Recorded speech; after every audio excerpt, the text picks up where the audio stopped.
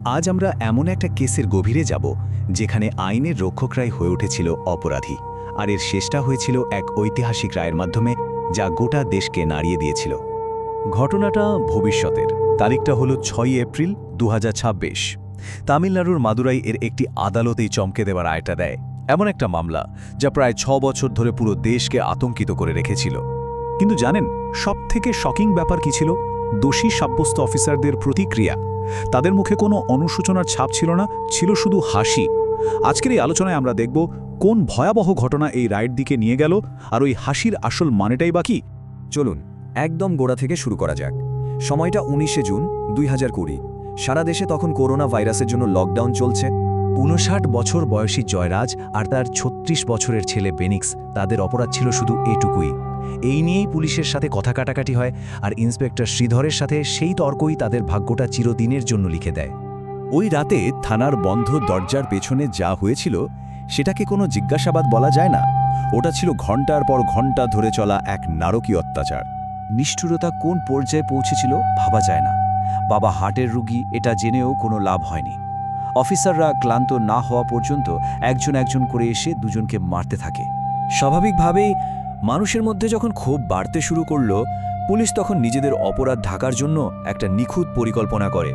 তারা একটা মিথ্যের দেয়াল খাড়া করার চেষ্টা করেছিল। গল্পটা ছিল যে বাবা ছেলে নাকি রাস্তায় গড়াগড়ি দিয়ে নিজেরাই নিজেদেরকে আহত করেছে, কিন্তু প্রত্যেক মিথ্যের দেয়ালেই একটা না একটা ফাটল থেকেই যায়। আর এই ফাটলটাই ছিলেন হেড কনস্টেবল রেবতী। তিনি সবটা নিজের চোখে দেখেছিলেন। সহকর্মীদের থেকে লাগাতার হুমকি পাওয়ার পরেও যখন সিবিআই কেসটা হাতে নেয়, তখন তিনি নিজের জীবনের ঝুঁকি নিয়ে সামনে আসেন আর পুরো সত্যিটা ফাঁস করে দেন।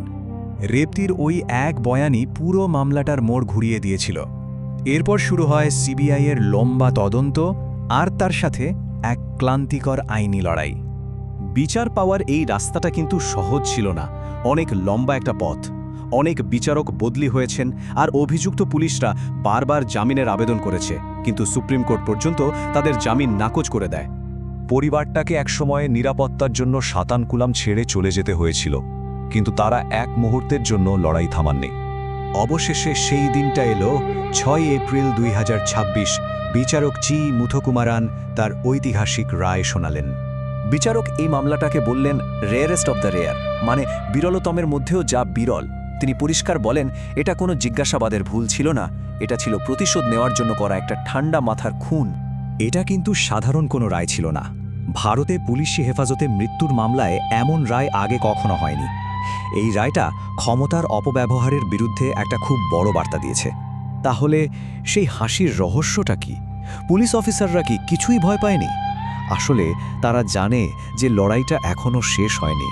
দায়রা আদালতের এই রায়কে এখনও হাইকোর্ট আর তারপর সুপ্রিম কোর্টের ছাড়পত্র পেতে হবে। এই ঘটনাটা কিন্তু শুধু ভারতেই সীমাবদ্ধ ছিল না। এর ঠিক 1 মাস আগেই আমেরিকায় জর্জ ফ্লয়েডের সাথে প্রায় একই ঘটনা ঘটেছিল। তাই আন্তর্জাতিক মিডিয়াও এই ঘটনাটাকে ভারতের জর্জ ফ্লয়েড কেস বলে তুলে ধরেছিল। এটা দেখিয়ে দেয় যে রাষ্ট্রের ক্ষমতার অপব্যবহারের বিরুদ্ধে লড়াইটা আসলে গোটা বিশ্বজুড়েই চলছে। রায় তো হলো, ন্যায় বিচারের জয় হলো, কিন্তু তাতে কি সব ফিরে পাওয়া যায়? যে অপূরণীয় ক্ষতিটা হয়ে গেল তা তো আর কখনো পূরণ হবে না। যা রয়ে গেল তা হলো ভবিষ্যতের জন্য একটা কঠোর বার্তা, যেন এমন ঘটনা আর কখনো না ঘটে। সাতানকুলামের এই ঘটনাটা আমাদের সবার সামনে একটা খুব কঠিন প্রশ্ন রেখে যায়।